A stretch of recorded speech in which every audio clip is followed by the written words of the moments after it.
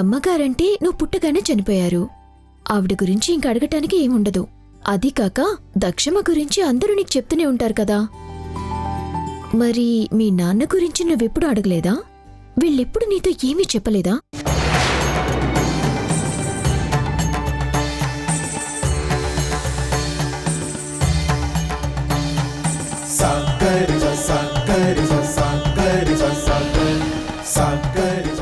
అదేంటి భూమి, నిన్నడుగుతుంటే సమాధానం చెప్పకుండా ఇలా వచ్చేసావు?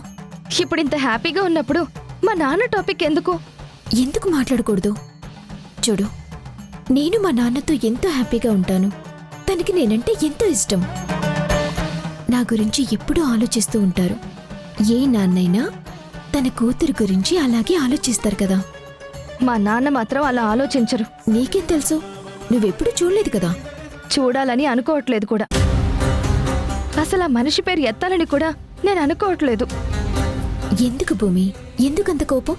నీకు తెలీదు జానకి, మీ నాన్నగారు నిన్ను ఎంతో ప్రేమగా చూస్తారు, నీ గురించి ఆలోచిస్తారు. నువ్వు 1 గంట కనిపించకపోతే ఆయన కంగారు పడతారు. కానీ మా నాన్న మాత్రం అలా కాదు. మా ఇంటికి ద్రోహం చేశారు. ఎవరు చెప్పారు? అమ్మమ్మ చెప్పింది, పెద్దమ్మ చెప్పింది, పెదనాన్న చెప్పారు. ఇలా అందరూ ఆయన గురించి చెప్తూ ఉంటే ఆయన తప్పు చేసిన మనిషే కదా. ఎవరో చెప్పారని విన్నావు కానీ ఆయనేంటో నువ్వు చూడలేదు కదా. చూస్తే అభిప్రాయం మారుతుందేమో. చెప్పాను కదా, చూడాలని ఆశ లేనప్పుడు అభిప్రాయం ఎలా మారుతుంది? ఆయన వల్లే మా అమ్మ చనిపోయిందని మా పెద్దమ్మ చెప్పింది. ఆ రోజు ఆయన తప్పు చేయకుండా ఉండుంటే మా అమ్మ బ్రతికుండేది అని, ఆయన చేసిన పని వల్లే నా తల్లికి నేను దూరం అయ్యాను అని మా పెద్దమ్మ ఎన్నోసార్లు బాధపడింది. అందుకే నా తల్లిని నాకు దూరం చేసిన వ్యక్తిని నేను చూడాలనుకోవడం లేదు, తండ్రి అని పిలవాలనుకోవడం లేదు. అదేంటి?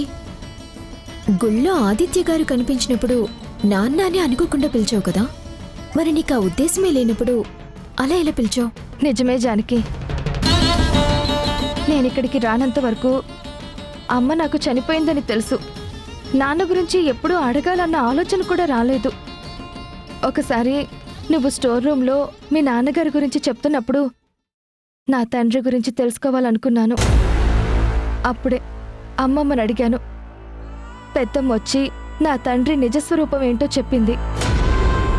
అందుకే ఆయన ఎప్పుడూ కలవాలని, ఆయన గురించి తలుచుకోవాలని నేను ఆలోచించలేదు. భూమి, నువ్వు కేవలం అందరూ చెప్పిందే విన్నావు. కానీ ఏదైనా సరే నిజాన్ని తెలుసుకోకుండా ఒక నిర్ణయానికి రావటం మంచిది కాదు. మా నాన్న ఎవరో నీకు తెలుసా?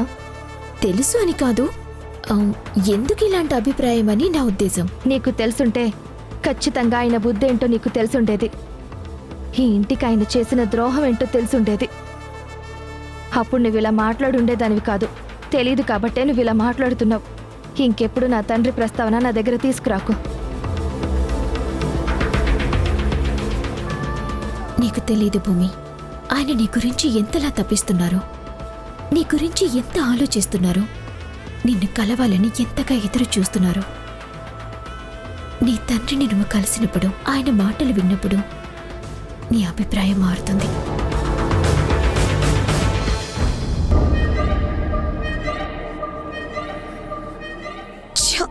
ఆ రోజు అబ్బి బావ చెప్తుంటే జానికి పక్కనే ఉంది. అబ్బాయిలు ఇలా అల్లరి చేస్తేనే ఇష్టపడతారు అని తను చెప్పిన మాట విని ఈరోజు నేను బావ దగ్గర ప్రయత్నించాను. కానీ బావ చేతుల్లోనే నేను బుక్ అయ్యాను. బావ నన్ను తిట్టాడు. దీనంతటికి కారణం ఖచ్చితంగా జానికి. నేను బావని అడిగినప్పుడు తనే సైగ చేసి ఉంటుంది, నన్ను బుక్ చేయాలని చెప్పించుంటుంది. అందుకే ఇప్పుడు బయటకు వచ్చి భూమితో కలిసి హే అని నవ్వుతుంది. నాకు బుద్ధొచ్చిందన్నట్టు మాట్లాడుతుంది. ఈ జానకిని అంత తేలిగ్గా వదులుకూడదు. ఈరోజు తనకి ఖచ్చితంగా బుద్ధి చెప్పాలి.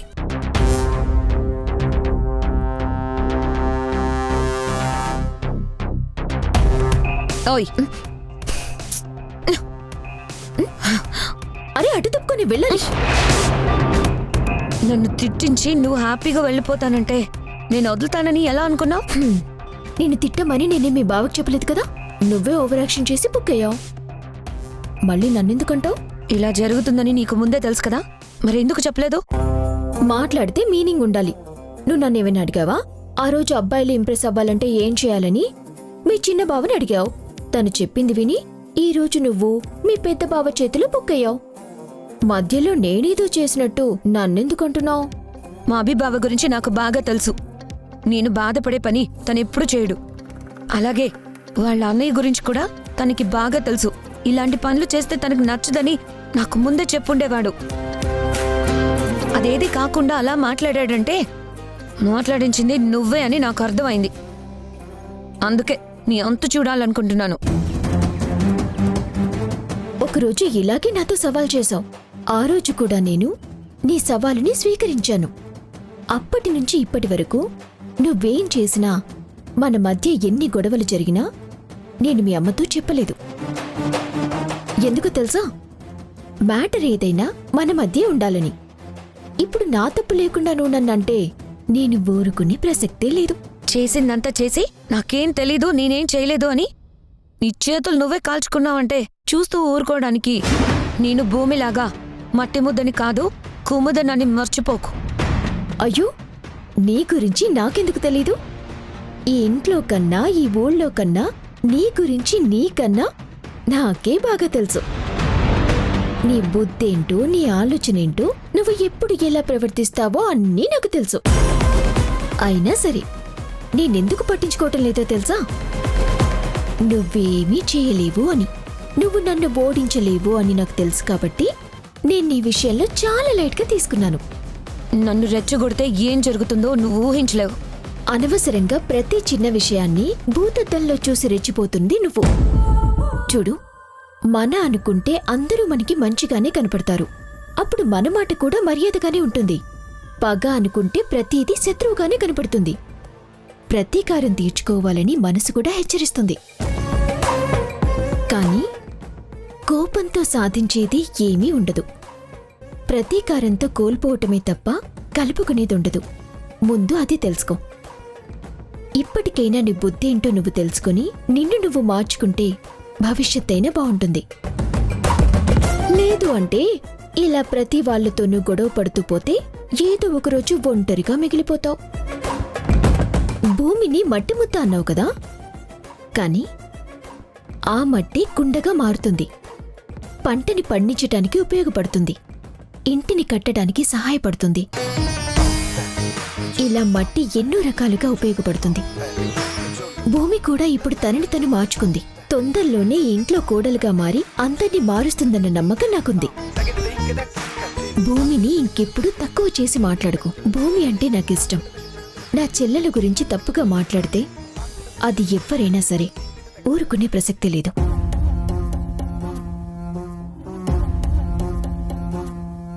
బావ తిట్టాడన్న కోపంలో నేనుంటే నీకు మంచి జరిగిందన్న ఆనందంలో నువ్వున్నావు. భూమి కన్నా నేను తక్కువని నాకే చెప్పి వెళ్తున్నావు. దీన్ని నేను అంత తేలిగ్గా వదలను. ఏదో ఒక రోజు నిన్ను ఎలా బుక్ చేస్తానో నీ ఊహకు కూడా అందదు.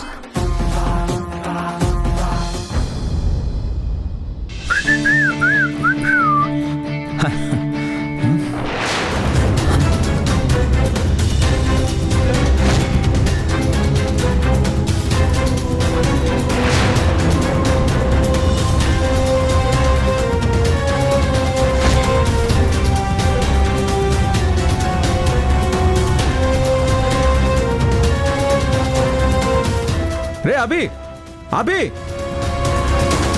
అభి, అభి, రే అభి. అభి బావ బయటికి వెళ్ళాడు. బావా ఎందుకు? నీకేం తెలీదు. ఎక్కడ వాడు? అభి బావా, బావా చెప్పాను కదా బావ బయటికి వెళ్ళాడని. ఏమైందో చెప్పు. ఎందుకంత గట్టిగా అరుస్తున్నావు? ఈ ఫోటోని చెప్పాల్సిన అవసరం ఎవరికుంది? అయ్యో, ఇది నీకెంతో ఇష్టమైన ఫోటో కదా.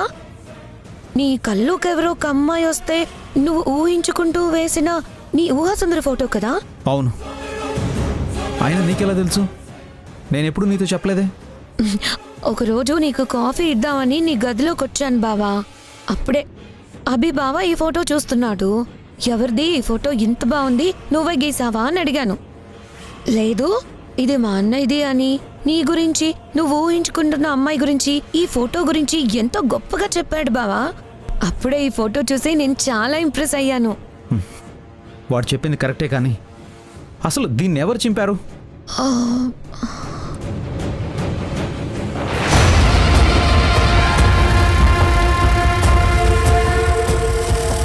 బావా, నీ ఊహా సుందరిని నువ్వు ఎంత అద్భుతంగా ఊహించుకుంటున్నావో ఈ ఫోటో చెప్తుంది. నువ్వు తనెవరో కనిపెట్టే ప్రయత్నం ఎంత ఎక్కువగా చేస్తున్నావో ఈ ఫోటోలో కనిపిస్తుంది. ఈ ఫోటోని ముక్కలు చేస్తే నీకు పిచ్చి కోపం వస్తుంది. ఇది జానకి చేసింది అని చెప్తే అప్పుడు నువ్వు జానకిని తిడతావు.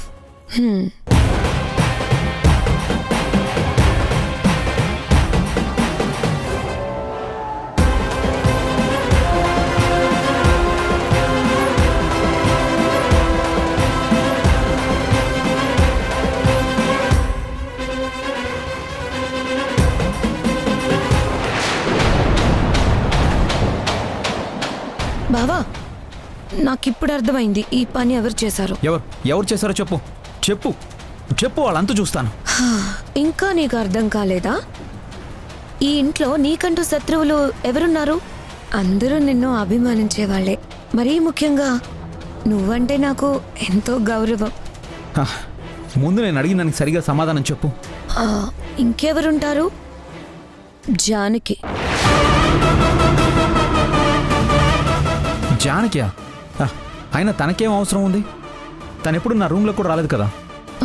అది కాదు బావా, ఈ ఇంట్లో తనకి తప్ప ఆ అవసరం ఎవరికి ఉంటుంది? ఒకసారి బాగా ఆలోచించు. నువ్వొక్కడివే నాతో పాటు తనని వ్యతిరేకిస్తావు. నన్నేమీ చేయలేదు, అలాని నిన్ను కూడా ఏమీ బెదిరించలేదు. కానీ ఇష్టమైన వాటిని దూరం చేస్తే మనసుకి కష్టంగా ఉంటుందని తనకు తెలుసు కదా, అందుకే ఈ పని చేసుంటుంది. అయినా ఈ ఫోటో నాకు ఇష్టం అని తనకు తెలియాలి కదా. తనకెలా తెలుస్తుంది? ఉన్నాడు కదా బావా నీ తమ్ముడు, ఆ జానకి బెస్ట్ ఫ్రెండ్. అన్ని విషయాలు చెప్పేవాడు. ఈ విషయం మాత్రం ఎందుకు చెప్పకుండా ఉంటాడు? అప్పుడే జానకి మైండ్లోకి ఖచ్చితంగా ఒక ఆలోచన వచ్చింటుంది.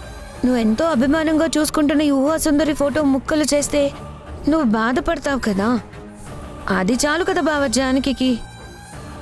అయినా ఇప్పుడు తనే చేసిందని తెలియకుండా తనతో గొడవ పడితే తిరిగి నా మీద రివర్స్ అవుతుంది. నేను కూడా తన మీద కోపంతో చెప్పడం లేదు బావా. ఇందాక తను వెళ్లే ముందు నీ గదిలో నుంచి బయటకొచ్చింది. ఇదేంటి ఎప్పుడు లేంది ఈ గది నుంచి బయటకు వస్తుందని నేను అడుగుదాం అనుకునే లోపే తను కంగారుగా వెళ్ళిపోయింది.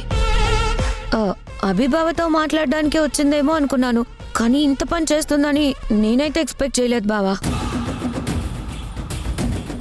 ఇప్పుడు అర్థమైంది తను ఈ గదిలోకి ఎందుకు వచ్చిందో, ఎందుకు కంగారుగా బయటకు వెళ్ళిందో అని. నాకైతే ఇదంతా జానకే చేసిందనిపిస్తుంది బావా. నీకింకా నమ్మకం కలగకపోతే నేనేం చేయలేను, కానీ ఈ పని తను తప్ప ఇంకెవ్వరూ చెయ్యరు అనేది నా నమ్మకం. నా రూమ్లో నుంచి వెళ్ళిందంటే ఖచ్చితంగా తనే ఈ పని చేస్తుంటుంది. ఇప్పుడే వెళ్తాను, అంతు చూస్తాను. బావా ఉండు, నేను వస్తాను. నువ్వు ఒక్కడివే వెళ్తే తను నువ్వు చూసావా అని నిలదీస్తుంది. నీతో పాటు నేను ఉంటే ఏమీ మాట్లాడకుండా చేసిన తప్పు ఒప్పుకుంటుంది. సరే పద పద. జానకి, మమ్మీని మెప్పించావు, అమ్మమ్మని ఒప్పించుకొని ఈ ఇంట్లోకి వచ్చావు. ఇప్పుడు మా బావకి కోపం వచ్చింది. ఈ ఇంట్లో నువ్వు అడుగు పెట్టే అవకాశం పూర్తిగా పోతుంది. ఆ బావా, జానకి, ఆ భూమిలో ఏదైనా మార్పు వచ్చిందా? ఏంట్రా అలా అడుగుతున్నావు? తనేదో నా పేషెంట్, తనకి ఒంట్లో తగ్గిందా అని అడిగినట్టు అడుగుతున్నావు. మరి నేను ఇంటికి తీసుకెళ్ళింది అందుకే కదా, ఆ భూమిలో మార్పు తీసుకురావాలనే కదా. మరి ఆ మార్పు అంటే ఏంటి? ఏదో ఒకటి మారడమే కదా. దాని అర్థం అది కాదురా. ఆ అమ్మాయి చిన్నప్పటి నుంచి ప్రతి చిన్న విషయానికి భయపడుతూనే ఉంది. ఎవరు గట్టిగా మాట్లాడినా తట్టుకోలేదు. ఆడపిల్ల అలా ఉండకూడదు, ధైర్యంగా ఉండాలని తనకి ధైర్యం చెప్పడం కోసం నన్ను తీసుకెళ్లారు. మరి అందుకే కదా అడుగుతున్నాను, తనలో ఏమైనా మార్పు వచ్చిందా? వస్తుందిరా, కాని మధ్యలో కొన్ని మాటల వల్ల మళ్ళీ తన భయంలోకి మారిపోతుంది. తనకే తెలియకుండా తన వాళ్ళ గురించి అక్కడ కొంతమంది వ్యతిరేకంగా చెప్పారు. అందుకే భూమి ఏది తేల్చుకోలేని సందిగ్ధంలో ఉంది. అదే అమాయకత్వంతో బతుకుతోంది. ఏంటో జానకి, నువ్వేదేదో చెప్తున్నావు. నాకైతే హిందీ సినిమాకి కొరియన్ టైటిల్స్ వేసి చూస్తున్నట్టుంది. ఒక్క ముక్క కూడా అర్థం కావడం లేదు. నీ బుర్రకంత అర్థమైతే నేను బుద్ధి తక్కువ వాడని ఎందుకంటారు? జానకి, నువ్వు నన్ను తిడితే నేను ఒప్పుకోను. వీలైతే పొగుడు. సరే, నీకు నిజంగా అంత పెద్ద బుర్రే ఉంటే నేను బుద్ధి లేనివాడు అని ఎందుకంటారు? పెద్ద బుర్రున్నవాడు అంటారు కదా. ఇది ఇలా వీలైనప్పుడల్లా నువ్వు నా గురించి గొప్పగా చెప్తూ ఉండు. సర్లే పద.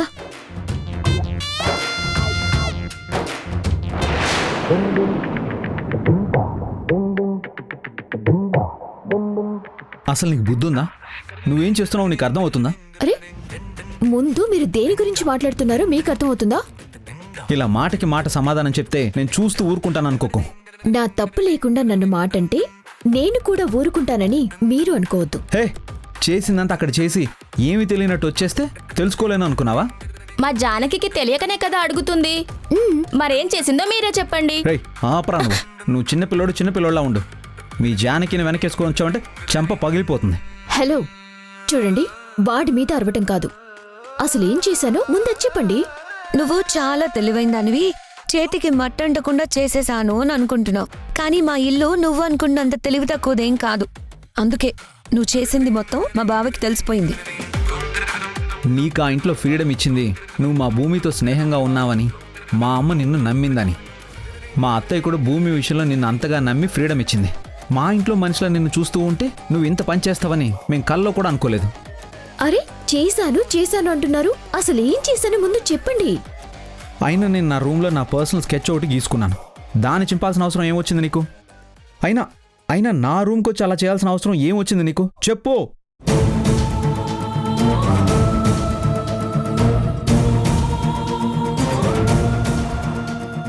అది నేనే చేశానని మీరే చూసారా, లేక మీకెవరైనా బుద్ధి తక్కువ వాళ్ళు చెప్పారా? జానకి, నువ్వు మా ఇంట్లో వాళ్ళతో మాట్లాడేటప్పుడు మర్యాదగా మాట్లాడాలి. లేదంటే ఆడపిల్లగా నేను నీకిచ్చే మర్యాద నేను తగ్గించుకోవాల్సి వస్తుంది. మర్యాద తెలిసిన వాళ్ళకి మర్యాద ఇస్తాను, కానీ ఇలాంటి వాళ్ళకి మాత్రం నేను ఎప్పటికీ మర్యాద ఇవ్వను. నిన్ను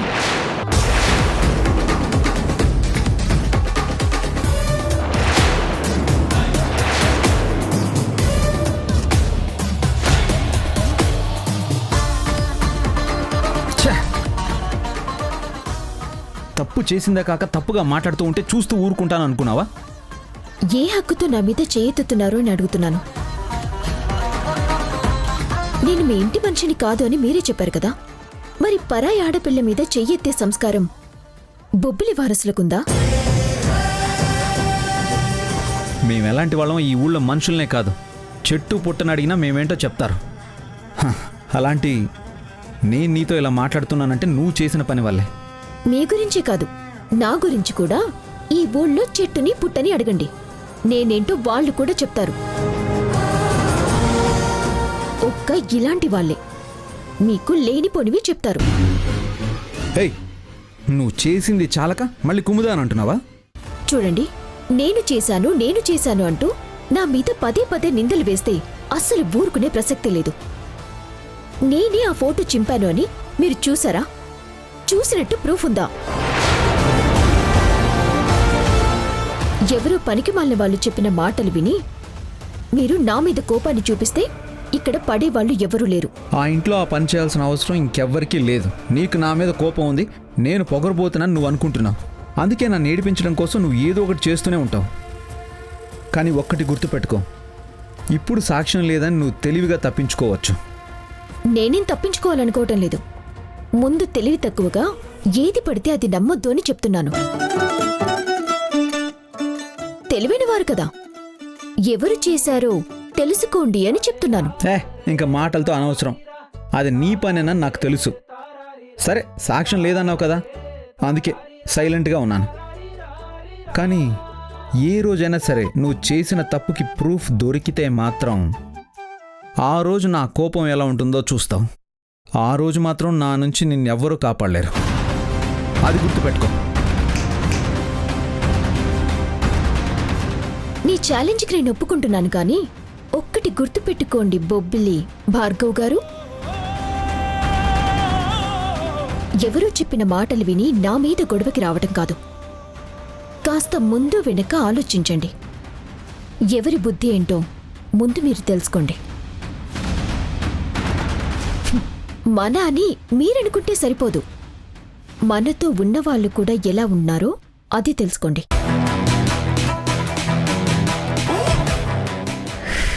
నిజంగా నా తప్పుంటే నేనే తల వంచుతాను. తప్పు లేకపోతే ఎదుటి వాళ్ళు ఎంత గొప్ప వాళ్ళైనా సరే తల దించే ప్రసక్తి లేదు. నా సమాధానం ఇలాగే ఉంటుంది. ఇదే గుర్తుపెట్టుకో. మళ్ళీ పొరపాటు జరిగితే ఆ రోజు మాట్లాడతాను. పదకొందా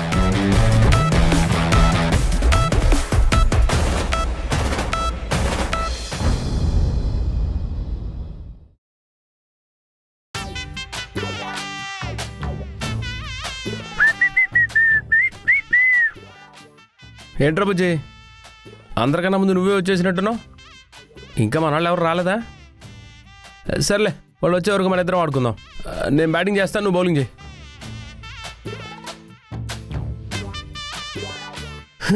బుజ్జి, క్రికెట్ అంటే అందరు కలిసి ఆడుకునేది. ఒక్కడవే బాల్ ఇసురు పట్టుకుంటే దాన్ని క్రికెట్ అనరు. నువ్వు నాతో మాట్లాడకు. నీతో నేను కానీ మా ఫ్రెండ్స్ కానీ ఇక నుంచి క్రికెట్ ఆడం. నువ్వు వెళ్ళిపో.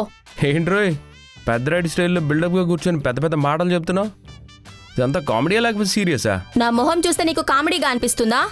నాకేంట్రా, చూసేవాళ్ళకి అలాగే అనిపిస్తుంది. మిస్టర్ అభిరామ్, నీతో కామెడీ చేసేంత ఇంట్రెస్ట్ నాకు లేదు. నీతో ఫ్రెండ్షిప్ చేయాలన్న ఉద్దేశం కూడా నాకు లేదు. అందుకే నీతో ఆడనని చెప్తున్నా. వినిపించిందా? బాగుందిరా, పొద్దున ఏ సినిమా చూసావు? సేమ్ టు సేమ్ డైలాగులు కాపీ కొడుతున్నావు. ఓ పని చేయి, హైదరాబాద్కి వెళ్ళి సినిమాలో ట్రై చేయి, నీకు మంచి ఫ్యూచర్ ఉంటుంది. మాట్లాడకు, నేను సీరియస్ గా చెప్తున్నాను. ఏయ్, ఏంట్రా ఇది?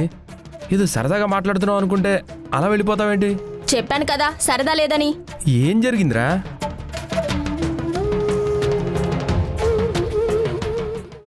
భూమి, మా ఫ్రెండ్ నీతో మాట్లాడతాను అంటున్నారు. నాతోనా? ఎందుకు? ఏమో, ఒకసారి మాట్లాడు. హలో, అమ్మా భూమి, ఎలా ఉన్నావు అమ్మా? నేను బానే ఉన్నానండి. మీరెలా ఉన్నారు? నా ప్రాణం నా దగ్గరికి ఎప్పుడు వస్తుందా అని ఎదురు చూస్తున్నానమ్మా. అ, అంటే నీకు తొందరలోనే అర్థమవుతుందిలేమ్మా. నీకు దెబ్బ తగిలిందంట కదా, ఇప్పుడు ఎలా ఉంది? జానకి చెప్పిందా? అవునమ్మా. మీరిద్దరూ ఫ్రెండ్స్ కదా, మరి నా మీద మీకెందుకింత మమకారం? నువ్వు నా కూతురు కాబట్టి.